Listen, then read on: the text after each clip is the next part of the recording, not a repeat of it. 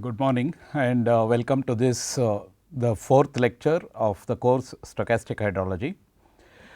If you recall, what we have done in the last class, that is lecture number 3, is that we introduced the concept of independent random variables. Recall that we said two random variables are independent if and only if the joint density function f of x comma y is given by the product of the marginal density functions g of x into h of y. Then we considered functions of random variables. So, initially we introduced functions of a single random variable.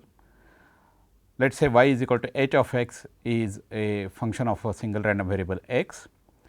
Then we introduced how to compute how to estimate the PDF of y given the PDF of x. Then we went on to consider functions of two random variables given f of x comma y, that is a joint density function of x and y. How to compute the joint density of u comma v, where u and v are functions of x and y. They are continuous functions and we have seen the examples for continuous functions. Then towards the end of the lecture, we introduce the moments of a distribution and introduce the concept of expected value. The last 2 points we will just revise again today, moments of a distribution and expected value, and then move on. So, if you recall, we said the nth moment about the origin. So, this is the origin and we are talking about moments of the PDF f of x, this is x. The nth moment is given by integral minus infinity to plus infinity x to the power n f of x dx. So, we are essentially taking the moment of this area about this point. The first moment, that is when n is equal to 1, the first moment about the origin, this O here represents that we are taking the moments about the origin. The first moment is called as the expected value of x, and by putting n is equal to 1 here, we get expected value of x is equal to minus infinity to plus infinity x f of x dx. So, here we have put n is equal to 1. This is also denoted by mu, and mean expected value are one and the same. So, we call it as the mean of the distribution, mean of the random variable, I am sorry. Once we define the expected value, we have fixed the expected value like this here. We start taking moments about the expected value itself, and we define the nth moment about the expected value as mu n. We do not put the O there or 0 there. So, if we write only mu n, it implies that we are taking the moments about the expected value, and that is defined as minus infinity to plus infinity x minus mu to the power n f of x dx, where f of x is the PDF of x. This will define the nth moment about the expected value. Then using these moments, we define several measures which will give the properties of the random variable. For example, how the values are distributed around the mean, what kind of central values we can expect in terms of the mean or the average value, and the maximum the value with the highest frequency, and the value that divides the distribution into two parts, and so on. So, first we define measures of central tendency, and the most important measure of central tendency is the mean, which we just defined. So, mu is given by minus infinity to plus infinity x f x dx in the case of continuous random variables. In fact, this is a measure defined on the population. Then in the case of discrete random variables, or when we have a random variable taking on only discrete values with associated probability mass function. We define the mu as summation I is equal to 1 x I, which is the ith discrete random variable, into p of x I, which is the probability with which the value x I occurs, and n here is the sample size, or n is the number of values that the random variable, discrete random variable x can assume. Now, the sample estimate of the mean, remember, as I told in the last class, from the population we move on to samples which are the actual values that the random variable has taken. Our sample is actually a subset of the population, and if you have n number of values in the sample, the sample estimate of the mean is given by simply the arithmetic average, x bar is equal to x I by n, and this summation is from I is equal to 1 to n, where n is the sample size. So, this is the most important measure of central tendency, namely the mean. We also have the concepts of mode and the median. Mode is that value which occurs with the highest frequency. For example, if you have a distribution like this, that you have, let us say, a distribution something like this, and you have the highest frequency value here, this defines the mode, and median is that value which divides the distribution into two halves. That means, the area towards the right of the median is equal to area towards the left of the median, both of which are equal to 50% of the area. In most hydrologic analysis, we use the concept of the mean more often than the concepts of the mode and the median. So, it is important for us to understand the concept of mean. Then we have measures of spread or dispersion. Let us say you look at a sample consisting of values 0, 10 and 20. Let us say there are 3 values in the sample. What is the sample estimate of the mean? It will be simply the arithmetic average, and therefore, it will be 10. We have another sample which has again 3 values, but the values are 9, 10 and 11. Again the sample estimate of the mean is 10, which is the arithmetic average. Now, both of these have the same mean, but as you can see, the spread around the mean is much higher in the first case compared to the spread around the mean compared to the of the second case. And therefore, it is important for us to see how the values are spread around the mean, or how they are dispersed around the mean. And therefore, we introduce a measure for measuring the spread of the distribution around the mean. The most obvious measure is the range, which is simply given by the difference between the maximum value and the minimum value. So, it indicates actually how far are the values spread, not necessarily around the mean in this case. X max minus x min will give you the range of values that you may expect. But the more important measure of spread is the variance, which is based on the second moment about the mean, which is in fact equal to the second moment of the about the mean.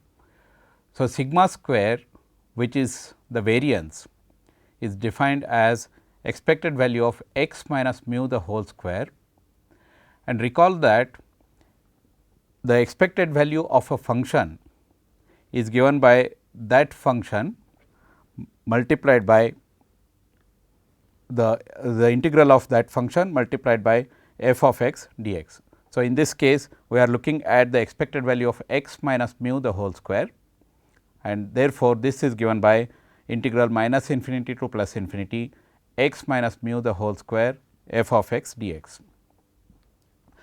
So, as you can expect here, for example, the spread of this distribution is much higher compared to the spread of this distribution. So, the variance that you get from this distribution is higher than will be higher than the variance from this distribution. So, the variance actually indicates how the values are spread around the mean. The higher the variance, the higher is the spread.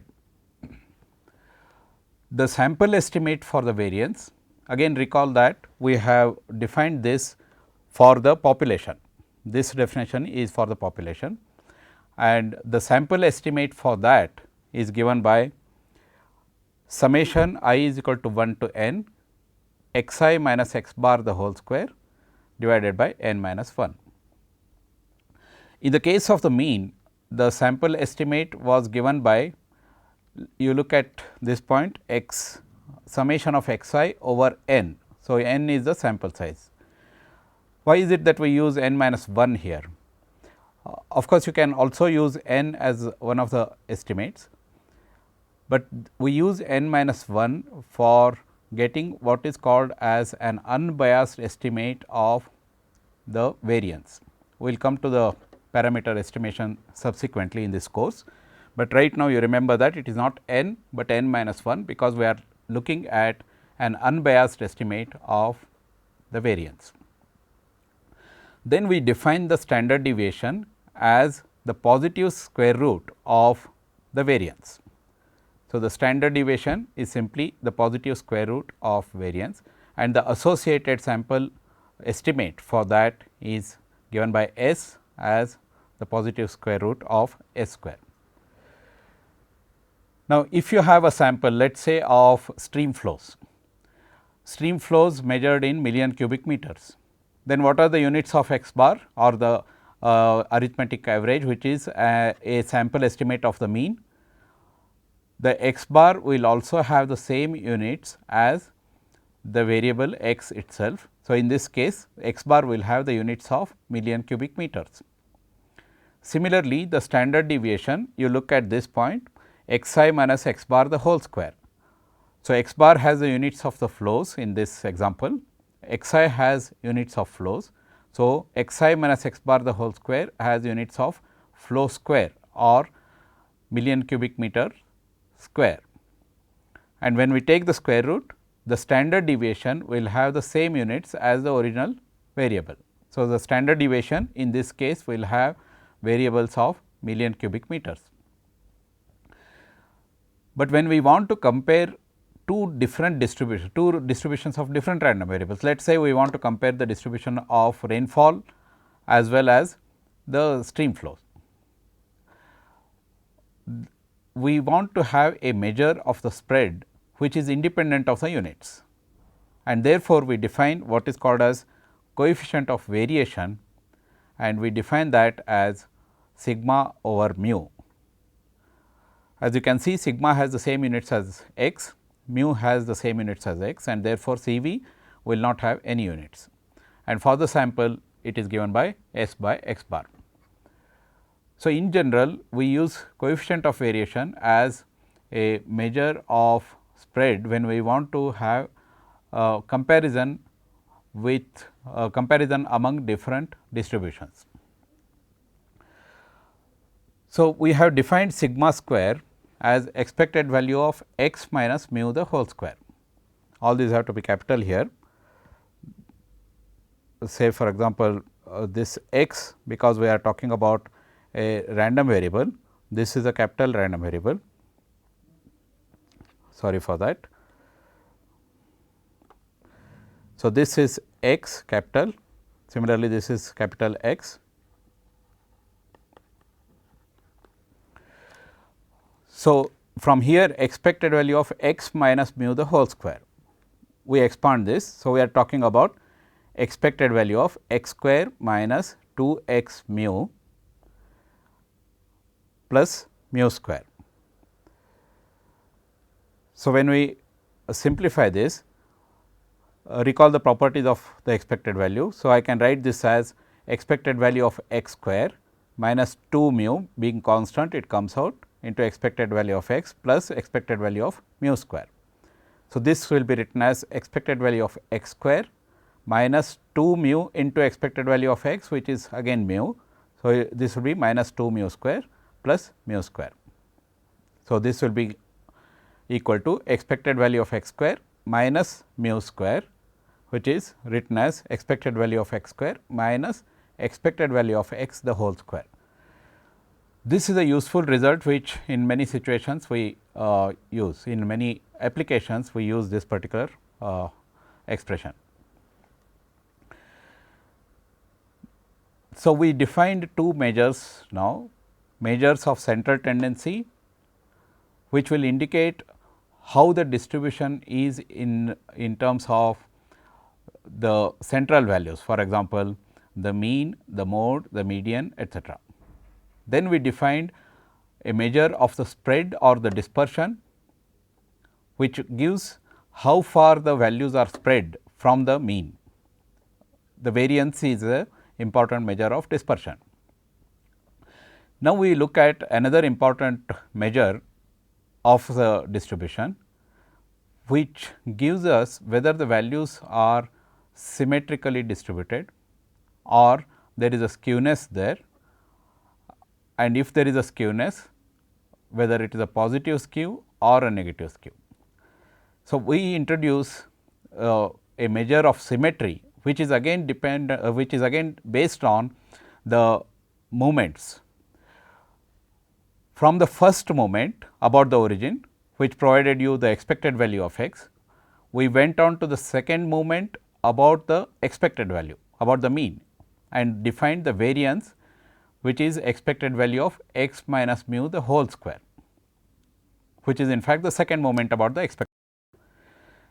Like this, we keep proceeding to higher order moments.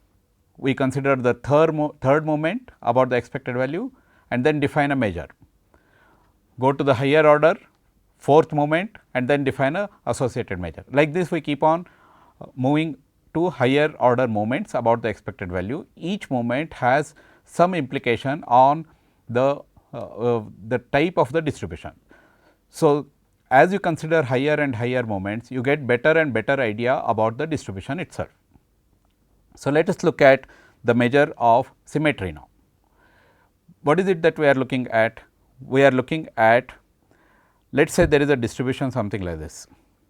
There is a long tail towards the right and another distribution which has a long tail towards the left and has similar peak as any of them, and there is another distribution which is perfectly symmetrical about certain point.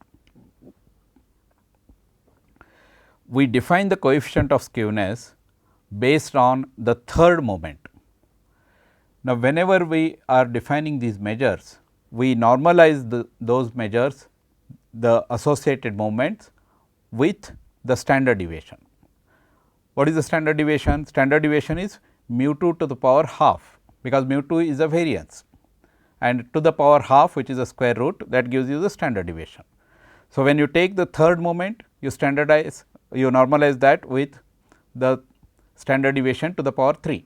When you take the fourth moment, you normalize that with standard deviation to the power 4, and so on.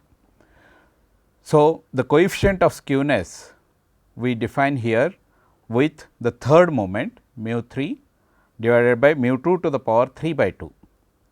Remember, mu 2 to the power 1 by 2 is the standard deviation. So, mu 2 to the power 3 by 2 is the standard deviation cube. So, this is written as, this is your mu 3 x minus mu to the power 3 f of x dx. Recall that mu n is x minus mu to the power n f of x dx. Therefore, this term here indicates the third moment divided by sigma square, which is mu 2 to the power 3 by 2, which means sigma to the power 3. From this, we can write the expressions for the sample estimates. So, for the sample estimates, we replace the integral with the summation I is equal to 1 to n x I minus x bar. We retain the same power as the moment x minus mu the whole cube. So, we retain the same moment. Then for the standard deviation, what is it that we had? We had n to the power 0 and xi minus x bar the whole square we had here for the variance. Now, we start increasing the power in the numerator, power of n in the numerator, and start increasing the terms on the denominator. For the variance, we had n to the power 0 and here we had n minus 1. For the skewness, we put n to the power 1 and increase another term here n minus 1, n minus 2, and this s cube corresponds to the sigma cube here. So, we are essentially normalizing this term with the standard deviation same power. So, for example, if you go to the higher moment, next higher moment, you will be writing for mu 4, that is mu 4, and therefore, the denominator will be mu 4 mu 2 to the power 4 by 2, which is mu 2 square. And therefore, what we will write here? We will write for the fourth moment, we will write n square and then n minus 1, n minus 2, n minus 3, and this power becomes 4. Like this, from one moment to the next higher moment, we keep increasing the order of the moment and normalize that with respect to the standard deviation raised to the same power. Okay. The coefficient of symmetry or coefficient of skewness, as we have defined here, will indicate whether the values are symmetrically distributed or there is a negative skew, in which case the C s as defined here will be negative, or that has a positive skew, in which case the C s as defined here will have a positive value. Note that for the positive skew, the values are stretched, in the sense the distribution is stretched to the right. So, it is skewed to the right, and for the negative skew, there is a long tail to the left. So, if you have a long tail to the right, it is called as a positive skew. If you have a long tail to the left, it is called as a negative skew. Then we go to another measure called as the measure of peakedness. So, what is it that we did? First, we defined how centrally the values are distributed, then how far they are spread from the mean, and we also saw how symmetric or how skewed is the distribution of the values. So, these three gave us some idea about the distribution itself, but there is another important measure which is defined with respect to a so called normal distribution. So, if you have a normal distribution, you may have something like this. So, how peaked is the distribution?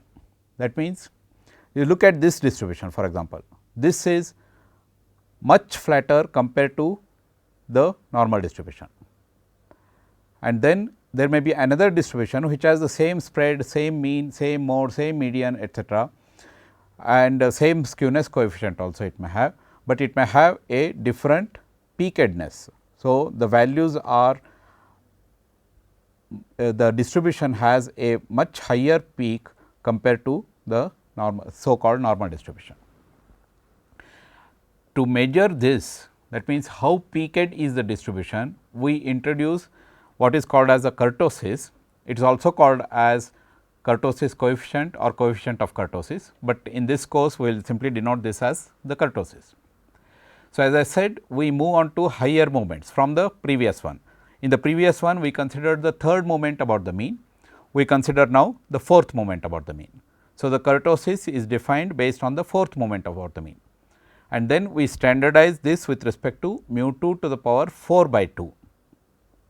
Mu 2 to the power half gives you standard deviation, and that we are raising it to the power 4. So, mu 2 to the power 4 by 2 will give you mu 2 to the power 2. So, kurtosis is given by mu 4 divided by mu 2 to the power 2, which if we write, this is again for the population, this will be minus infinity to plus infinity and mu 4 here, which is x minus mu to the power 4 f of x dx, f of x is the PDF of x, divided by mu 2 to the power 2, which is mu 2 is sigma square, which is the variance to the power 2. The associated sample estimate is written as, recall that in the previous measure which was measure of symmetry, we had used mu 3 there, we had n here. So, we go on to the higher power of n and write n square, and this power is the same as the power of the moment. So, x I minus x bar of to the power 4 divided by, again here we increase one term here, n minus 1, n minus 2, n minus 3, and here we have got sigma to the power 4, and therefore, we write it as s to the power 4. So, this is a sample estimate of the kurtosis. So, together these measures, namely measure of central tendency, measure of dispersion, measures of dispersion in fact, and the measure of skewness or the measure of symmetry, which is given by the coefficient of skewness, and the measure of peakedness. Together all of these will give us an idea of how the distribution is likely to be. So, if you have a sample, let us say that over the last 50 years you have observed the stream flows at a particular location. So, from this sample you should be able to estimate, you should be able to determine the sample estimates of the mean or the expected value, and the sample estimate of the variance, and therefore, the standard deviation from which you can get the coefficient of variation, and also estimate the coefficient of skewness or the coefficient of symmetry, and the coefficient of kurtosis, or in this particular case we call it as kurtosis, simply call it as kurtosis. So, these measures will give us, as I said, an idea about which type of distribution this sample may fit. Let us take an example, numerical example. First, we will work with the expected value alone. Let us say you have a PDF f of x is equal to 3 x square, and which is defined for x varying between 0 and 1. Let us obtain the expected value of x and the expected value of a function defined on x, which is 3 x minus 2, and the expected value of x square, which is another function defined on x. So, the expected value of x is simply given by minus infinity to plus infinity x f of x dx, and because f of x is defined to be non-zero between the range 0 and 1, we integrate between 0 and 1.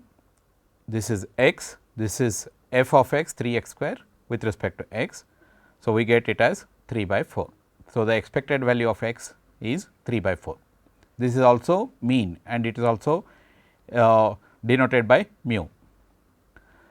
Then the expected value of any function of x is given by integral minus infinity to plus infinity that particular function into f of x dx. So, expected value of 3 x minus 2 is given by minus infinity to plus infinity 3 x minus 2 into f of x, which is 3 x square into dx, and when you integrate that you will get 1 by 4. Similarly, the expected value of x square is given by minus infinity to plus infinity x square f of x dx. This is the function, x square is the function, and this is PDF, and this you will get it as 3 by 5. Recall that expected value of x square can be used to get the variance once you have expected value of x. We wrote expected value, that is sigma square. For example, sigma square we wrote it as expected value of x square minus expected value of x the whole square. So, we can get the variance from expected value of x and expected value of x square. We will take another example where we have a sample. The previous example consisted of population estimates. For example, this is the expected value based on the PDF defined for the population. Now, we will go to an example where we have a sample of values. For example, average yearly stream flow at a particular location. So, these have been measured for last 15 years. Although I must alert you that when you are using the sample estimates and then using these sample estimates for the population as approximation for the population measures, we must have larger number of values here, larger number of years of observation, not just the 15 years, but as an example we will take 15 years now. So, these are the observed values 150, 129 and so on. So, these are given for the last 15 years. So, when you have observed values and you want to have an idea of the distribution, you use the sample estimates for the measures that we just defined, namely the x bar, which is a estimate for the mean, s square, which is the estimate for the variance sigma square, and the coefficient of skewness, which is denoted as Cs for the sample estimates, and the kurtosis, which is k. So, first we get the sample estimate for the mean as simply the arithmetic average x bar by n, simply add up all the values divided by the number of values, which is 15 in this case. So, you get the sample mean as 135 million cubic meters, and the variance is given by x I minus x bar the whole square by n minus 1. So, the once you get the sample mean or the x bar, you open out a tabular column, because you need all these powers x I minus x bar the whole square, x I minus x bar the whole cube and so on. You need all these columns. So, we will open out a tabular column like this. So, this column gives you the year number and then these are the values. So, these are actual x I values. So, this is I is equal to 1, I is equal to 2 etcetera, goes on up to I is equal to 15, and these are the x I values, x 1 is equal to 150, x 2 is equal to 129 and so on. So, sum it over, you get 2025, and 2025 by 15 gives you the mean, which was 135 as obtained before. So, this is your arithmetic mean. So, we use this 135 and then get x I minus x bar which is 150 minus 135, which is 15.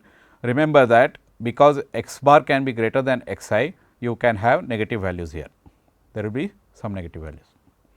In fact, a first order check of whether you are doing your computations right is that the summation of the first order deficit deviation, which is x I minus x bar, must be equal to 0.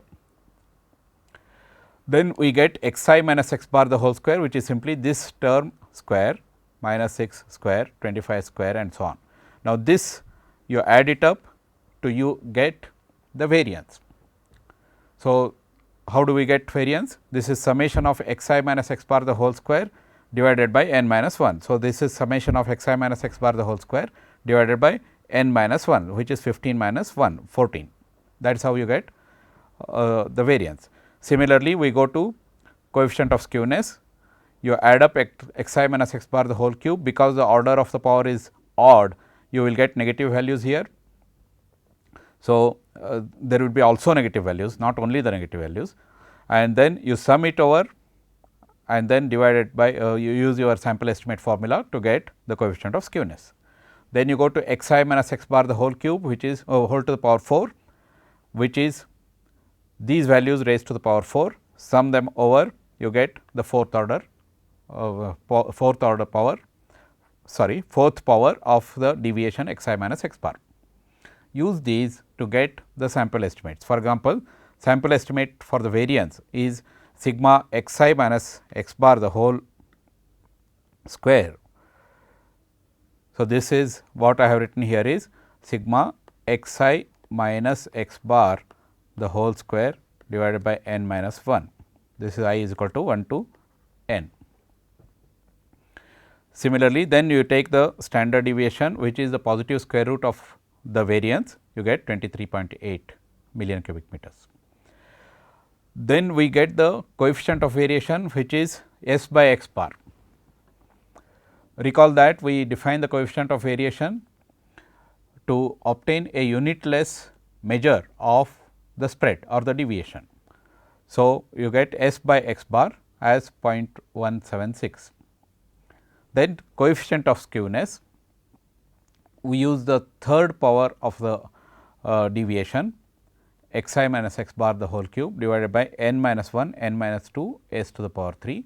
You have got s here and then that s you use here, and this minus 29916 is obtained from the summation of this term here x I minus x cube. So, this is minus 29916. We use that and then the standard deviation to the power 3. So, we get the C s as minus 0.183. Remember that the coefficient of skewness can be negative. So, when it is negative, we get a negatively skewed distribution. Then we get also the coefficient of kurtosis, which is also called as simply kurtosis, k is equal to n square, which is 15 square, and x I minus x bar the whole to the power 4. In this case, it was 6678008, which is the summation of this column here, and you use that, raise the standard deviation to the power 4. You have n minus 1, n minus 2, n minus 3, which is 14, 13 and 12, then you get 2.14. If the kurtosis is less than 3, then it is called as platykurtic, and it generally indicates a flat distribution. For example, a platykurtic distribution will have some shape something like this. If this was your normal distribution, this would be k is equal to 3. Recall that we defined the normal distribution like that. If k is less than 3, you may expect a flat distribution like this. So, the lower the k, the flatter will be the distribution. So, in this particular case, you get 2.14 as a kurtosis, which is less than 3, and therefore, it is a platykurtic distribution.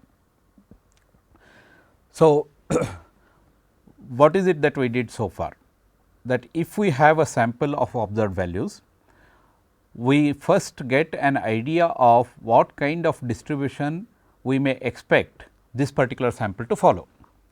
This we did with several measures, measures of central tendency, measures of spread, how far are the values spread from the mean, and then how symmetric is the distribution, is there a symmetry in the distribution or there is a lack of symmetry. If there is a skewness, whether it is positively skewed or negatively skewed, then how peaked are the is the distribution with respect to some normally defined distribution and so on. So, this gives from the sample of values that we have, we get a idea of what kind of distribution we may expect for the sample to follow. Now, from several applications, there are a large number of distributions which have been defined for hydrologic applications, also for other applications. Recall that when we introduced the concept of PDF, probability density function, we said any function that satisfies those conditions. For example, f x must be non-negative, f x is greater than or equal to 0, and the integral minus infinity to plus infinity f of x dx must be equal to 1. So, any function that satisfies these two conditions is a potential candidate for being a PDF in the continuous case, that is a continuous random variable. So, there are a handful of distributions which are commonly used in hydrology. We will see some of them. The idea here is that if we want to use, let us say you have data for the last 20 years of stream flow, and you have estimated all these different measures. So, for example, x bar you have estimated, s square you have estimated, coefficient of skewness you have estimated, coefficient of peakedness you have estimated. From these, you would like to use a well defined distribution. So, we will go through some of the distributions that are commonly used in hydrology, and we will also see some applications where a particular type of distribution is used for a particular type of process. For example, if you have daily rainfall, what kind of distributions are normally used, and monthly stream flows or seasonal flows, when the time scales are large and the processes are more or less normal processes, what kind of distributions we use and so on. So, we will introduce some distributions today and maybe continue on to the next class also. these distributions are commonly used for several hydrologic applications. The most commonly used distribution is the normal distribution. In fact, the normal distribution in hydrology, we use it for most so called normal processes. For example, monthly stream flows, seasonal rainfall, the smoothened processes, which are aggregates over large amount of time. And the normal distribution is also called as the bell shaped distribution, and after the German mathematician who introduced this distribution, it is also called as the Gaussian distribution. In fact, the normal distribution was first introduced for analysis of errors from the observed data and the simulated or the experimental data. So, we use the normal distribution, as I said, in most cases where we have aggregation of values over some smoothened process. For example, if you are talking about monthly stream flows, seasonal rainfall or seasonal evapotranspiration, where the values can be considered as summation of smaller processes, large number of smaller processes, we can use normal distribution as a first cut approximation. The normal distribution is also the most commonly used distribution in many of the hydrologic applications. Many of the hydrologic applications where we are dealing with normal processes, again I repeat. For example, you are looking at the inflows to a reservoir or the storage levels in the reservoir, which are operated based on a certain operating policy. So, how the reservoir levels are fluctuating. Now, such normalized processes which are an aggregate of smaller processes happening over a fairly reasonably large amount of time, we can approximate them using normal distribution. Now, the normal distribution has very interesting properties, because of which it becomes the most commonly used distribution. First, it is a perfectly symmetrical distribution, and it is symmetrical about the mean mu of the random variable x. The PDF f of x for the normal distribution is given by 1 over root 2 pi sigma exponential of minus 1 by 2 x minus mu by sigma the whole square, and this is defined for minus x varying between minus infinity to plus infinity. As you can see from the distribution, this is the PDF. It has two parameters, mu and sigma. So, once you define parameters mu and sigma, this PDF is completely defined. So, it is called as it has two parameters mu and sigma, and we denote it by x follows normal distribution with two parameters mu and sigma square. We use this notation. So, when we use this notation, it means that x is a random variable which follows the normal distribution with parameters mu and sigma square. Sigma square is the variance. So, many times you may see that the notation consists of n mu sigma. It does not matter, it only indicates that instead of variance you are using the standard deviation. The distribution approaches 0 asymptotically as x goes to minus infinity or plus infinity, and it is symmetric about x is equal to mu. The mean, the mode and the median are all the same. So, x is equal to mu also defines the mean and the median and the mode, because this is also the highest frequency value. Then there are other interesting properties of normal distribution. Because it is perfectly symmetrical, you have a gamma s, which is a coefficient of skewness, to be 0. Recall that if it is a symmetric distribution, you get gamma s as 0. So, normal distribution has a coefficient of skewness of 0, and kurtosis is actually defined with respect to normal distribution. So, kurtosis of gamma normal distribution is 3. But a useful result of the normal distribution is that if x is the normal distribution, normally distributed with mu and sigma, that is we are talking about x here as normally distributed with mu and sigma square, and we define a linear function on x, y is a linear function on x, then y is also normally distributed. So, y we define as a plus b x, which is a linear function of x, then y is also normally distributed. It can be shown very easily that y is also normally distributed with the parameters a plus b mu and b square sigma square. That means, the mean of the random variable y will be a plus b mu and the variance of the random variable y will be b square sigma square. Then now we look at the CDF of x. So, f of x is given by minus infinity to plus infinity, minus infinity to x, I am sorry, minus infinity to x. This is the CDF we are talking about, f of x dx, which will be 1 by root 2 pi into sigma minus infinity to x e to the power minus half x minus mu by sigma the whole square dx, and this is for x varying between minus infinity to plus infinity.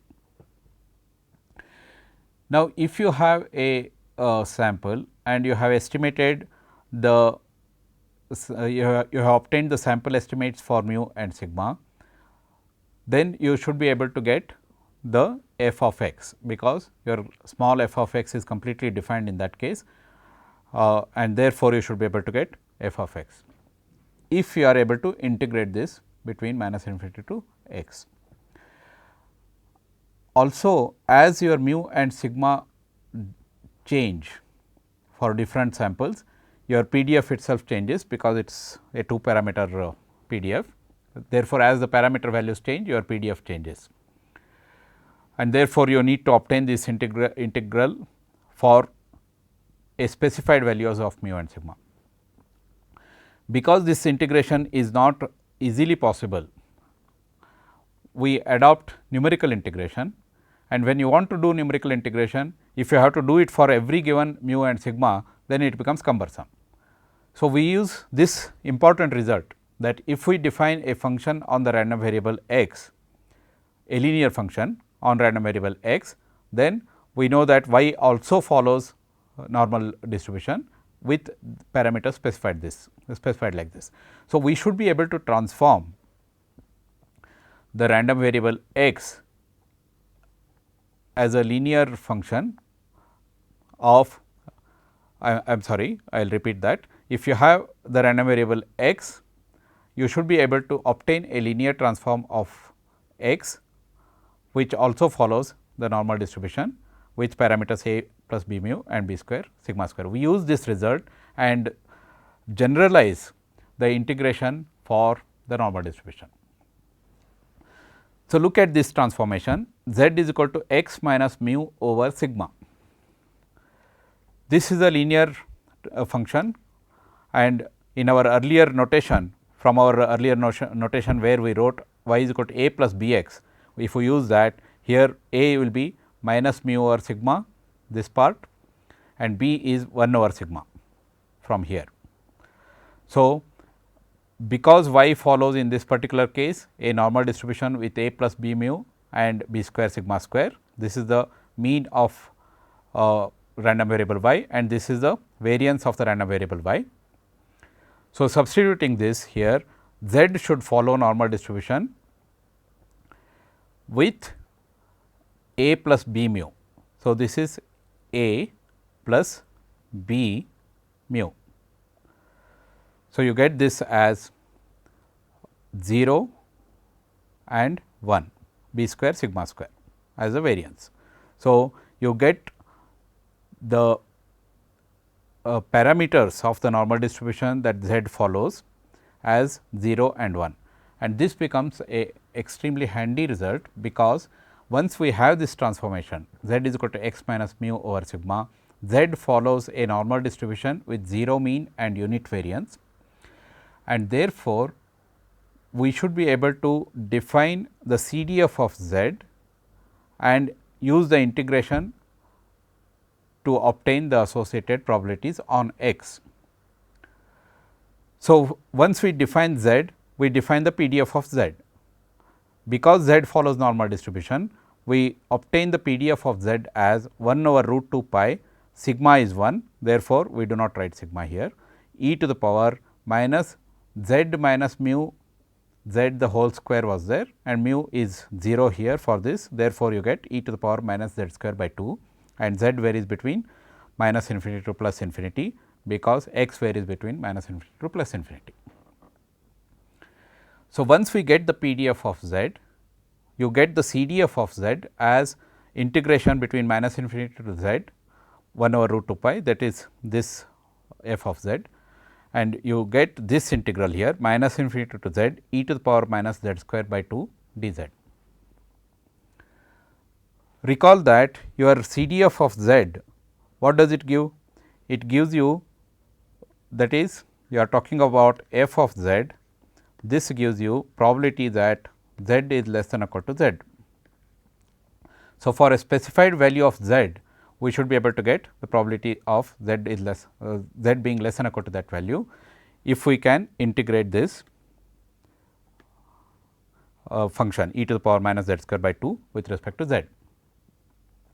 However, again the integration of this is not easily possible with our usual routine methods, and therefore, we have to go for numerical integration.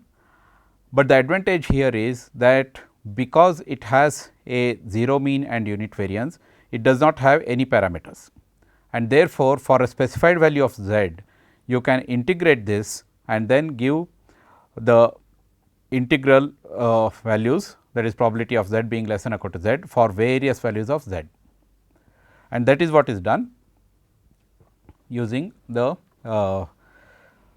numerical integration. So, what is it that we did? Starting with the normal distribution, we obtained a transformation on the random variable x. We defined Z, which is now called as the standard normal deviate or standard normal variable. So, from x we obtain a transformation Z is equal to x minus mu over sigma, and then see that Z follows a normal distribution with mean as 0 and standard deviation as 1. Let us look at how the standard normal distribution looks like. So, the f z, which is the PDF of Z, is referred as standard normal density function. So, if you plot the standard normal density function, it looks like this. It is perfectly symmetrical about x is equal to about Z is equal to 0. Then another interesting property here is that if you take one standard deviation on either side, the standard deviation of Z is 1. Therefore, if you take one standard deviation here and one standard deviation here, the area contained within that is about 68%.